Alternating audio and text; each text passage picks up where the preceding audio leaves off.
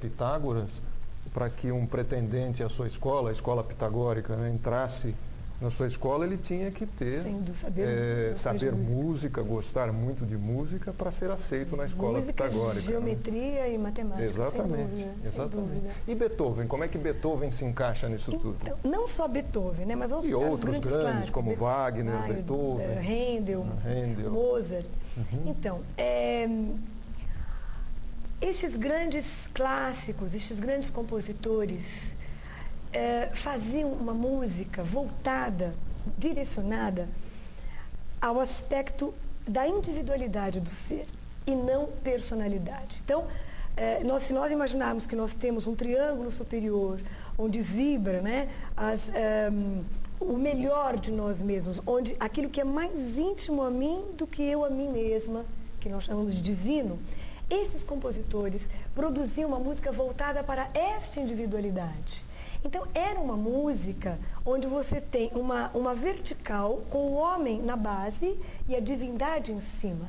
Então, essa música buscava isso, buscava atingir exatamente esse divino que não está fora, mas dentro de nós. Essa música buscava exatamente essa fusão, né? Esse abarcar, esse abraçar amorosamente da minha natureza divina à minha natureza humana. Em Beethoven nós vemos isso, inclusive no seu diário.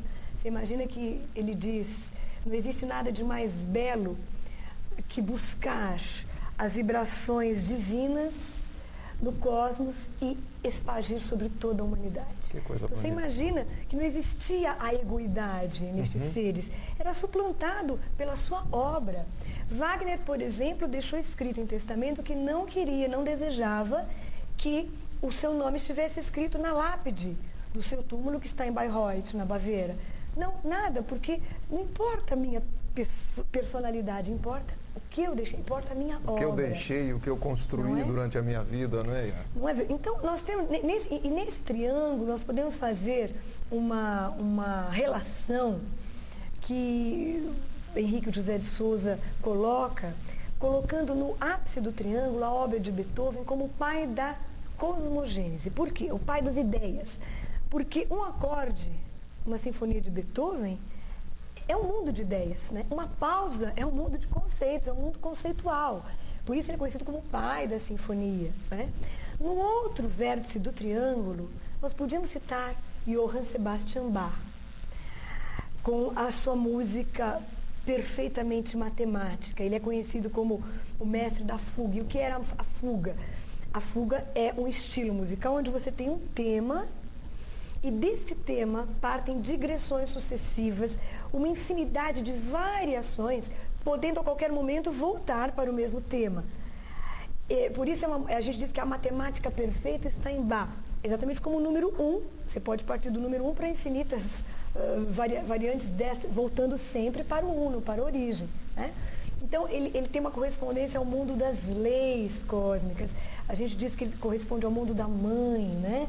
Isso seria Bach.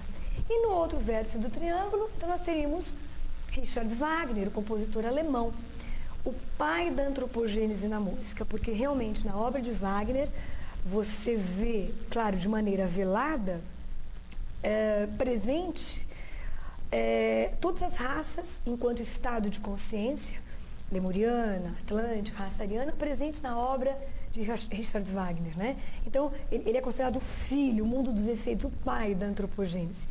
E o que resta no centro do triângulo, então? Poderíamos colocar, talvez, Mozart, né? Como não?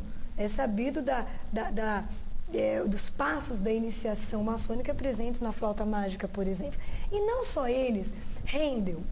Handel aparece numa época na Inglaterra em que havia um decréscimo da devoção, né?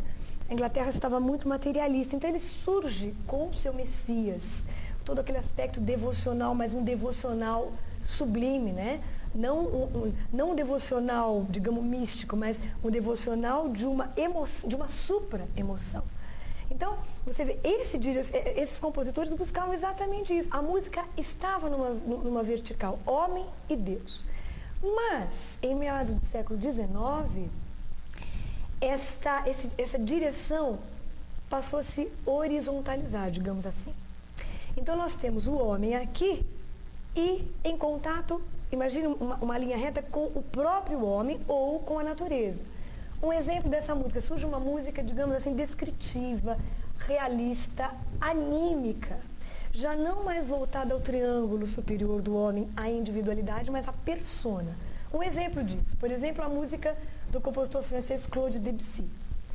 Se você pegar, por exemplo, a música La Mer, o mar, magnificamente descrita, você sente as emoções do mar, você percebe como se estivesse realmente no mar. É uma música descritiva, mas o elemento divino não está presente nesta música. Diferente, por exemplo, da pastoral de Beethoven. Existe uma ligação entre o homem e a natureza, sim, mas existe sempre um triângulo, o homem, a natureza e Deus. Diferente da música, por exemplo, de Debussy, da música de Tchaikovsky, por exemplo, não é? E piorou, a coisa não parou por aí. Depois, né, século XX, então nós temos o advento do rock como derivação do jazz e do blues, então voltou a uma verticalização, mas para baixo. Aquilo que era horizontal, homem, homem, homem, natureza, desceu homem e os aspectos inferiores da nossa alma, da nossa ânima, né? Então a gente percebe que isso é final de Kali Yuga mesmo, né?